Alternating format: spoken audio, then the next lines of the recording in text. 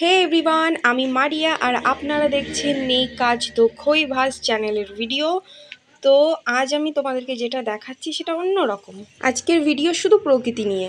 প্রকৃতি যে কত সুন্দর হতে পারে সেটা প্রকৃতির মাঝে না গেলে বোঝা যায় না। আমরা এত ব্যস্ততার মধ্যে প্রকৃতিকে অনুভব করার সেই সময়টা বা সেই আনন্দ অনুভূতিটাই আমরা ভুলে গেছি। এখানে সুন্দর একটা ব্যাপার ঘটলো। সূর্যটা এই মাত্র ছিল, ফোনটা এদিক থেকে ওদিক ঘোরাতেই সূর্যটাকে আর খুঁজে পেলাম না। এটা নিয়ে আমরা খুব মজা করছিলাম, আমি আর আমার বোন মিলে, যে সূর্যকে নিয়ে কটা ভিডিও বানাবো ভাবছিলাম, তার আগে সূর্য নিজেকে লুকিয়ে নিয়েছে। মানে একটা সেকেন্ডের ব্যাপার যার মধ্যে সূর্য নিজেকে হাইড করে নিয়েছে। এই যে পার্টটা, এটাও খুব মজার পার্ট। এখানে কিছু ফুল ফুটে আছে, এটা নদীর ধারে এই ফুলগুলো হয় বেশিরভাগ, কিন্তু নাম কি সেটা আমি জানি না, যেটাকে অ্যাকচুয়ালি কী নামে ডাকা হয়।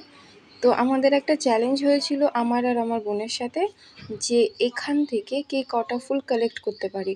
এবার তুমি বলবে যে খুবই ইজি ফুল কালেক্ট করা, কিন্তু না, কারণ এই জায়গাটা ছিল পুরো ডোবা জায়গা, মানে পা দিলে ও নিচে জল, পুরো জল, গাছগুলো পুরো জলের উপরেই আছে। তো ও আমাকে ফার্স্ট একটা কালেক্ট করে দিয়েছিল, ফুলটা আমার খুব পছন্দ হয়েছিল। তো আমি তখন একে একটা মানে ঠিক পজিশনে নিয়ে এসে একটা ফটো তোলার জন্য আমি বিভিন্ন অ্যাঙ্গেল দিয়ে চেষ্টা করছিলাম। তারপর হঠাৎ দেখি সূর্যের আগমন। এবার সূর্যকে দেখে তারপরে সূর্যের সাথে কিছুটা পোজ দেওয়ার চেষ্টা করছি। আপনারা খেয়াল করলে দেখবেন ফুলটাতে একটা পোকা আছে, যেটা আমরা তখন খেয়াল করিনি, পরে খেয়াল করেছি। তো আমি আরেকটা টার্গেট দিলাম ওকে, যে ওই ফুলটা আমাকে কালেক্ট করে দিতে হবে, যে ফুলটা সত্যি আরও বড়, আর এটার থেকে ওটা আরও সুন্দর ছিল।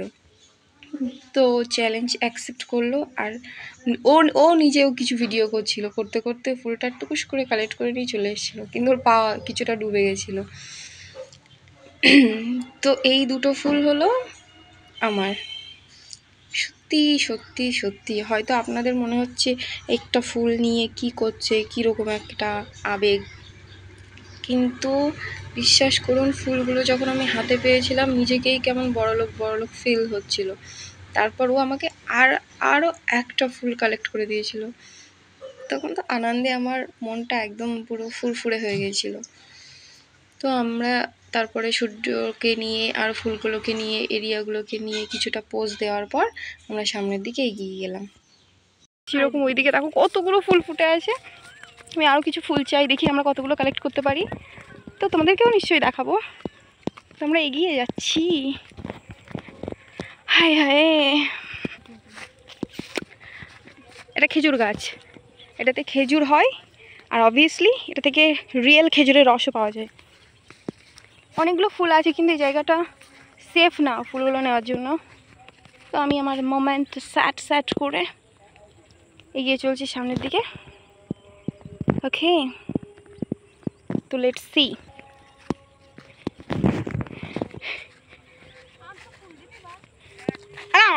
এই ফুলগুলো তুমি অ্যাকসেপ্ট করো, আমাকে আরও কিছু ফুল কালেক্ট করতে সাহায্য করো। না, তুমি মরবে কেন, তুমি অনেক দিন বেঁচে থাকো। এটাকে কি বলে আমি জানি না, শ্যাপলা না কি, এগুলোকে কি বলে তো আমরা জানি না এটাকে কি বলে।